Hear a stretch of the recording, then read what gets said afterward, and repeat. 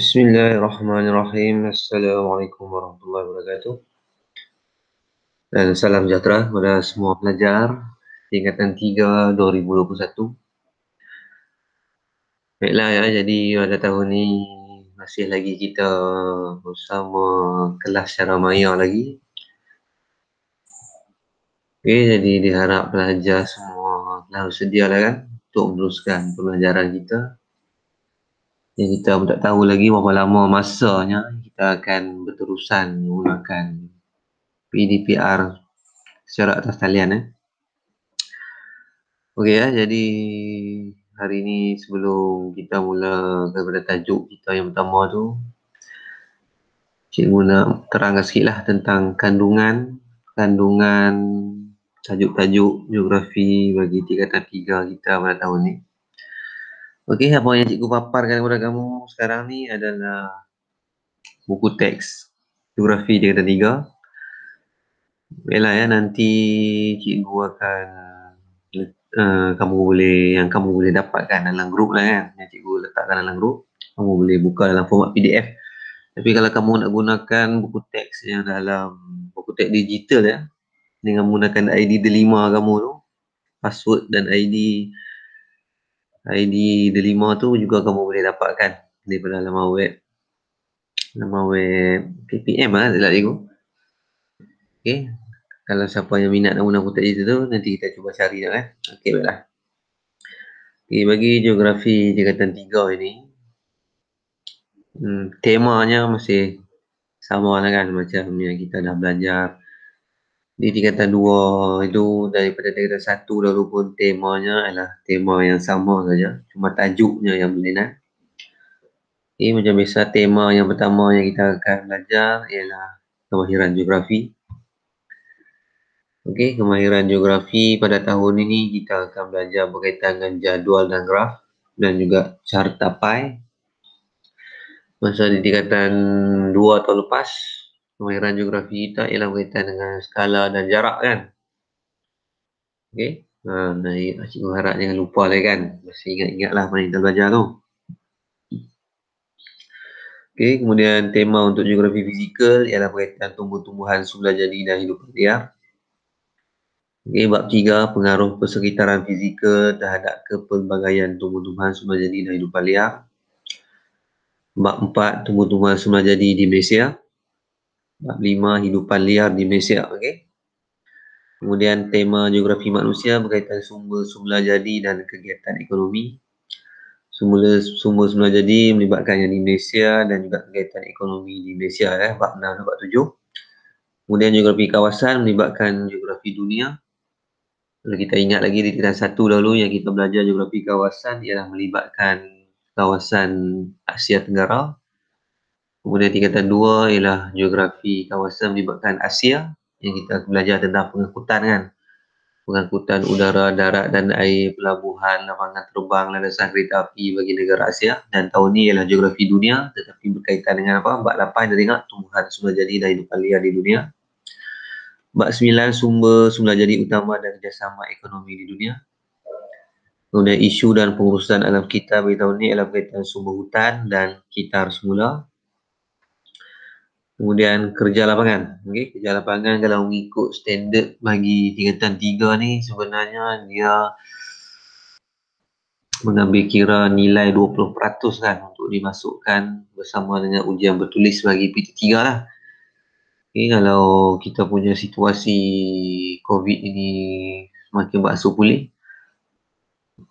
dan kita kembali ke sekolah, mungkin kita akan perlu laksanakan kajian lapangan ni seperti tahun-tahun sebelumnya kan.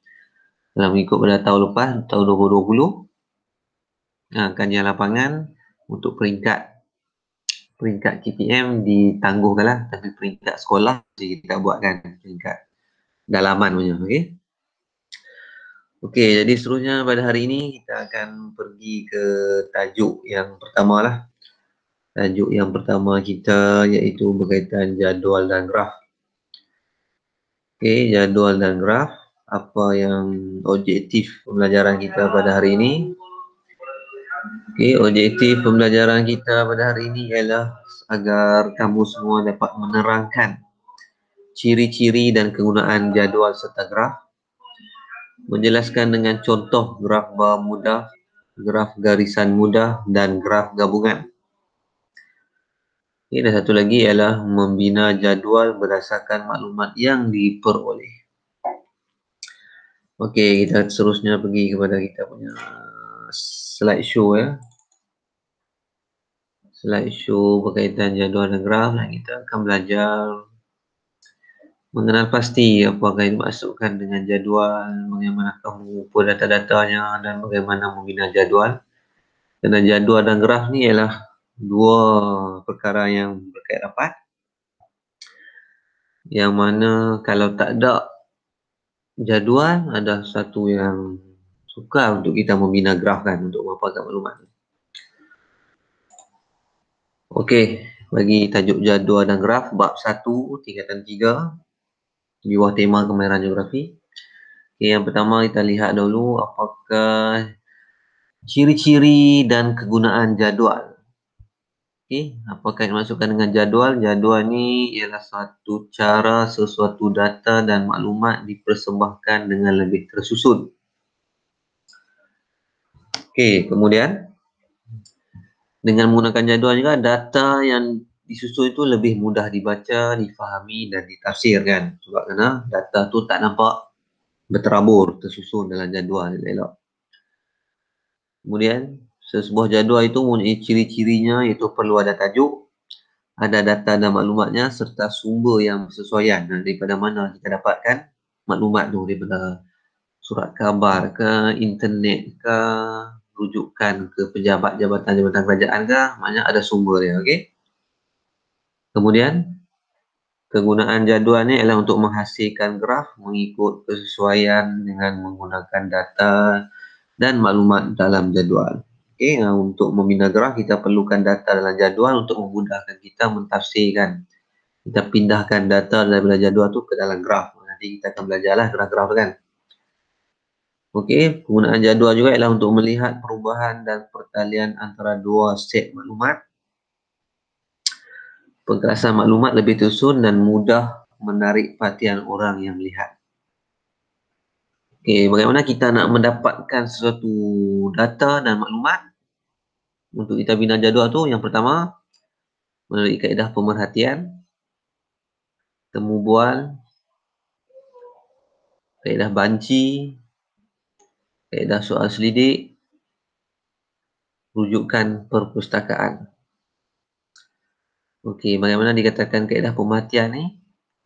Okey, mengumpul maklumat yang paling mudah dan cepat ialah dengan kaedah pemerhatian. Itu kita melihat saja satu kawasan tu, contohnya kita nak dapatkan maklumat tentang jumlah kenderaan yang melalui jalan Sultan Al-Azhar. Jadi kita berdiri tepi jalan tu, kita tengoklah kira dalam tempoh sejam berapa banyak kereta, lori, bas, motosikal yang lalu, kita catatkan. Itu contoh kaedah pemerhatian kan. Okey, seterusnya kaedah temu bual, seperti mana yang digunakan oleh wartawan menemu bual seorang untuk mendapatkan maklumat. Okey, ringkas dan mudah saja. Seterusnya kaedah banci. Kaedah banci juga adalah satu kaedah yang untuk mendapatkan maklumat dengan lebih terperinci. Sebagai contoh, kita tengok tahun ni, tahun lepas tahun 2020 telah dimulakan banci penduduk yang lalu kamu tengok yang diiklankan dalam televisyen tu kan, berkaitan dengan banci penduduk yang dijalankan, tapi kerana berlakunya pandemik COVID-19 ni menyebabkan terganggu proses banci penduduk yang dijalankan, jadi terpaksa dipelbagaikan menggunakan kaedah online kan. Itu adalah satu kaedah yang digunakan Jabatan Perangkat Malaysia untuk menghitung jumlah penduduk berdasarkan perkara seperti umur, pekerjaan, pendapatan, bangsa dan jantina. Okey, itu adalah contoh kaedah banci untuk mendapatkan maklumat. Seterusnya soal sidik. Okey, soal sidik ni memang selalulah digunakan untuk mengumpulkan maklumat dan data dengan mengedarkan borang. Kita dah siapkan dengan soalan-soalan ya. Jadi kita punya responden lah kan, orang yang kita jumpa tu kita panggil responden. Mereka akan tandakan mengikut kehendak jawapan mereka lah berkaitan tajuk apa yang kita nak bagikan kepada mereka. Okey, dan akhir sekali rujukan ke perpustakaan. Macam kita pergi ke library, perpustakaan, cari buku, majalah, surat khabar apa untuk dapatkan maklumat tentang apa. Contoh kita nak dapatkan maklumat tentang kadar kemalangan jalan raya. Kita pergi library cari buku berkaitan dengan data kemalangan jalan raya. Kita dapat dan kumpulkan dan binalah jadual, kemudian buat graf. Itu contohnya. Okey, antara graf yang kita akan belajar untuk kita 3 ni, ada 3 graf saja. Okey, yang pertama ialah graf bar mudah. Okey, graf bar mudah ini tengok dia punya ciri-ciri dia macam mana. Dia kata ada paksi menegak, paksi mendatar, tajuk dan petunjuk. Graf bar mudah ni sesuai dia untuk menunjukkan maklumat kuantiti sesuatu data kan. Okey. Bar yang dilukis secara menegak atau mendatar. Nanti kita tengok contoh macam mana rupa graf bar mudah ni. Penggunaan graf bar mudah ialah mempersembahkan data yang boleh dikira seperti orang, kereta, rumah dan lain-lain. Menunjukkan perbezaan antara komponen yang dikaji. Okey, ini ialah graf bar mudah dan ciri-ciri yang perlu ada pada graf bar mudah ni ialah tajuk. Okey, kemudian petunjuk. Okey, tengok petunjuk tu dia buat sama kan warna P dengan bar dari sini. Ni kita panggil bar kan, bentuk macam bar. Macam bar coklat tu kalau kamu tengok, coklat Cadbury tu kan dalam bentuk bar dia, petak-petak lah macam tu. Okey, yang itu bar dia. Kemudian ada paksi menegak menunjukkan bilangan penduduk. Macam ni sebab tajuk dia ialah bilangan penduduk di bandar PQRS. Ada paksi mendatar yang menunjukkan nama bandar kan. Okey, itu ialah contoh graf bar mudah. Seterusnya graf garisan mudah. Ciri bagi graf garisan mudah ni menggunakan garisan yang panjang dilukis, garisan yang curam menggambarkan perubahan yang besar, manakala garisan yang landai menggambarkan perubahan yang kecil. Tiada perubahan berlaku pada nilai yang berkenaan dalam tempoh masa yang tertentu jika garisan datar. Kegunaan graf garisan mudah ni ialah menunjukkan suatu perkara yang mengalami perubahan jumlah atau nilai yang berterusan. Contohnya mempersembahkan maklumat min suhu bulanan, perubahan penduduk, jualan barang atau produk, pengeluaran hasil tanaman dan lain-lain. Benda yang berubah secara berterusan. Sesuai ditunjukkan graf bar mudah. Tak semua maklumat kita nak tunjukkan dalam graf bar kan. Contohnya kita nak tunjuk jumlah suhu bulanan menggunakan graf bar. Tidak sesuai, memang boleh kan. Tapi tak menunjukkan kadar perubahan tu dengan baik sebab graf garisan ni dia bersambung. Kita boleh nampak dia naik turun macam mana kan. Sebab itu lebih sesuai untuk menunjukkan suhu dengan graf garisan mudah. Okey, ini contoh graf garisan mudah. Okey, macam biasa kena ada tajuk. Okey, ada paksi mendatarnya, paksi X dia, paksi menegak, paksi Y dia. Okey, kemudian graf gabungan. Menggabungkan graf bar dengan graf garisan. Itulah yang bukan graf gabungan. Okay? Dua maklumat ditunjukkan dalam satu graf saja. Kegunaan dia menunjukkan perubahan atau perbezaan antara dua perkara yang saling berkaitan. Contoh data dan maklumat yang sesuai menggunakan graf gabungan ialah suhu dan hujan. Ini memang selalulah. Selalunya kalau nak menunjukkan data suhu dan hujan dalam satu paparan graf, kita akan menggunakan graf gabungan. Okay, itu lebih mudah. Okey, satu lagi ialah menunjukkan harga jualan dan pengeluaran. Gunakan graf gabungan. Lebih mudah menunjukkan dalam satu paparan saja. Okey, ini dia contoh graf gabungan. Okey, yang pertama mesti ada tajuk, jumlah hujan dan min suhu bulanan di Riyadh, Arab Saudi pada tahun 2017. Contoh tajuk dah. Lepas tu ada paksi menegak menunjukkan suhu kan. Sebelah kanan ni kamu tengok atas ni ditunjuk suhu. Okey, paksi Y dia. Kemudian paksi mendatar menunjukkan bulan. Dia ada lagi sebelah lagi paksi menegak sebelah kiri ni pula menunjukkan jumlah hujan atas ni kan. Hujan milimeter dia tunjuk. Jadi dia ada dua data. Hujan sebelah kiri, suhu sebelah kanan. Graf garisan menunjukkan suhu, graf bar menunjukkan jumlah hujan. Jadi itulah masuk graf gabungan.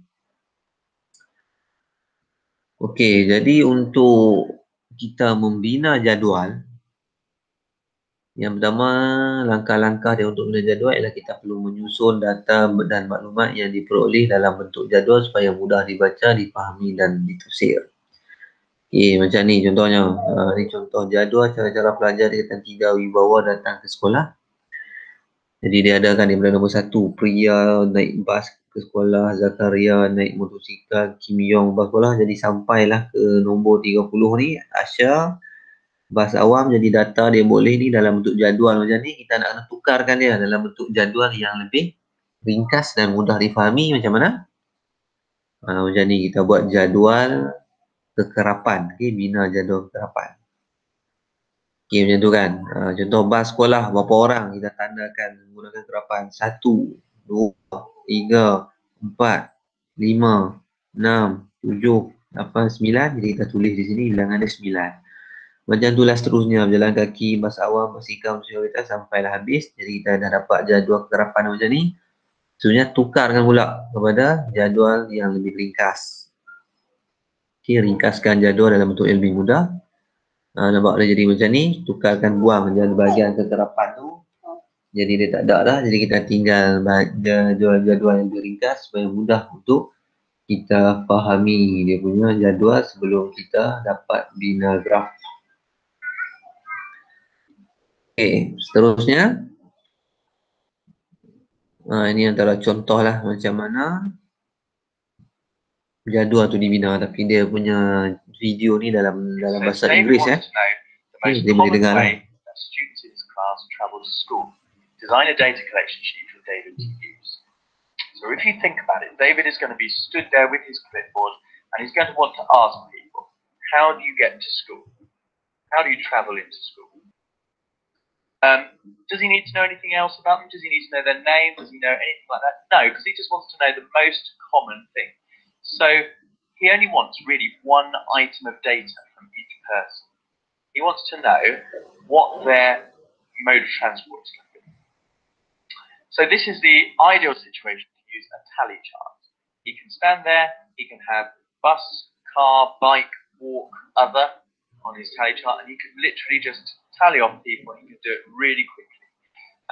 So when you've just got one piece of data to collect from each person, in this case the mode of transport, you're going to use a tally chart. So what you would need to write down is some different modes of transport like car, bike, walk. I'm just going to go for other. Okay, mode of transport tu maknanya jenis pengangkutan kan. Okay, kereta, basikal, jalan kaki dan lain-lain. Cara pelajar datang ke sekolah. Every time. Okay, tambahkan laju yang lain. Just collecting one piece of data from each person.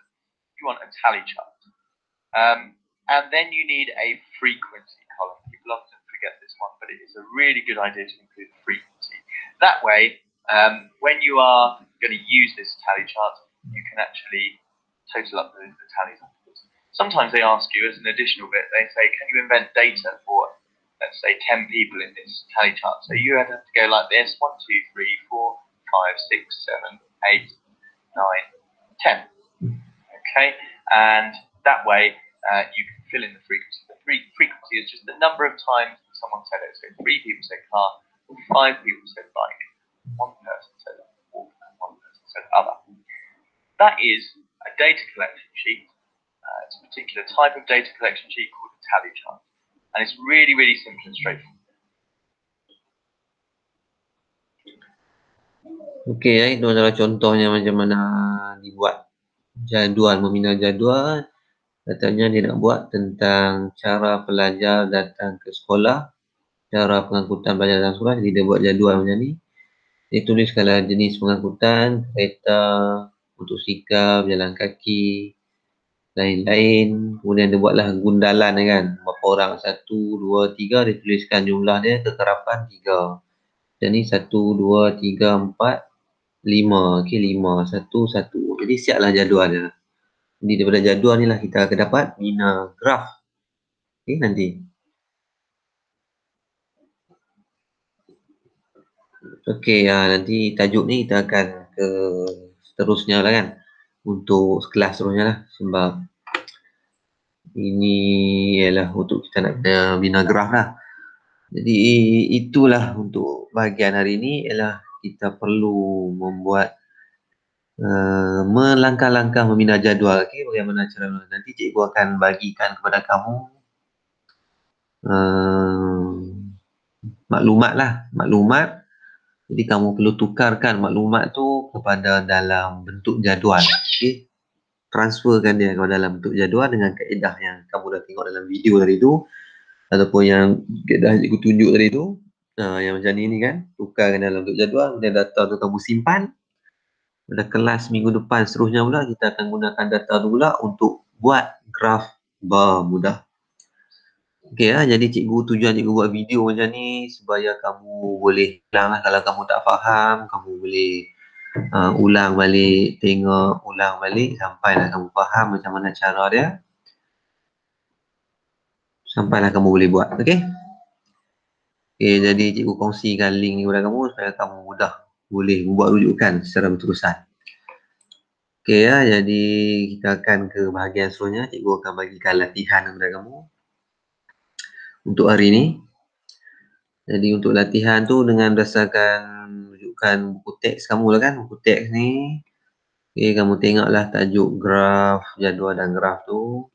Kemudian kamu tengok pada muka surat. Muka surat berapa ada latihan yang pertama? Okey, latih diri A dulu ya. Cikgu nak kamu buat latih diri A dulu. Okey, muka surat 5. Okey, muka surat 5 buku teks kamu ni. Okey, latih diri A ni dan ni di bawah ni muka surat 5. Okey, kamu ambil. Apakah kepentingan menyusun data dalam bentuk jadual? Okey, kemudian salin soalan ni kamu jawablah. Okey, kemudian latih diri B di muka surat 8. Nah ni soalan 1, 2, 3 ni jawab semuanya. 1, 2, 3 semuanya jawab, salin dan jawab. Dan akhir sekali ialah latih diri C. Di sini nyatakan 3 langkah untuk belajar jadual sekarang boleh. Okey, jawablah. Carilah jawapan ni dalam buku teks ni ada jawapannya kan. Okey, jadi sekarang kita akan buat cara membina jadual. Okey, cara membina jadual tu cikgu akan bagi dalam bentuk yang lain. Okey, jadi untuk geografi kita 3 ni macam biasalah, sediakanlah satu buku teks pula ya. Sediakan satu buku nota panjang lah untuk kita punya nota dan latihan. Sediakanlah dalam tu, okey. Okey, jadi nota untuk tajuk jadual dan graf ni buatlah secara ringkas berdasarkan buku teks ni kan. Kemudian jawablah soalan yang cikgu dah nyatakan tadi. 3. Latih diri A, B dan C yang cikgu dah tunjuk tadi kan. Latih diri A muka surat 5. Latih diri B di muka surat 8. Dan latih diri C di muka surat 9. Jawab. Okay, kalau ada apa-apa boleh tanya cikgu di sepanjang masa kelas kita ni pukul 8 hingga 9.30 setiap hari Senin ni boleh tanya kan di grup WhatsApp kita. Okey, jadi cikgu rasa setakat itu saja. Untuk latihan membina jadual cikgu akan bagi petikan yang lain, jadi kamu tukarkanlah petikan yang cikgu bagi tu kepada jadual. Okey. Baiklah, jadi itu sajalah cikgu rasa untuk kelas kita pada hari ini. Jadi kamu teruskanlah dengan latihan kamu tu sehingga lengkap. Dan bila dah siap latihan tu, bolehlah PM kan kepada cikgu kamu punya contoh jawapan yang lah kamu lengkapkan. Okay, baiklah. Wabillahi taufiq wal hidayah. Wassalamualaikum warahmatullahi wabarakatuh.